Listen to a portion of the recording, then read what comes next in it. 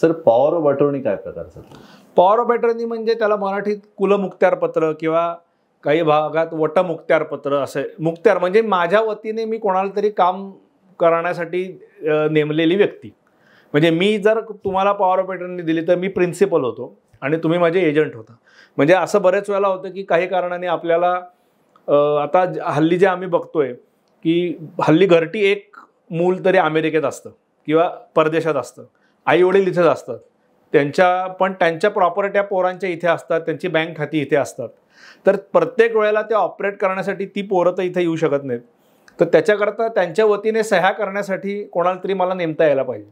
तर power of अटॉर्नीचा कायदा असा आहे की जेव्हा तुम्ही कोणाला पॉवर ऑफ अटॉर्नी देता तेव्हा तुमच्या वतीने जी व्यक्ती काम करते ती जणू काही तुम्हीच ती काम केलेली आहेत असं कायदा समजतो. म्हणजे तुम्ही जी काही कायदेशीर कामं करता ती जो पॉवर ऑफ अटॉर्नी देतो एक्झिक्युटंट त्याच्यावर बाइंडिंग असतात.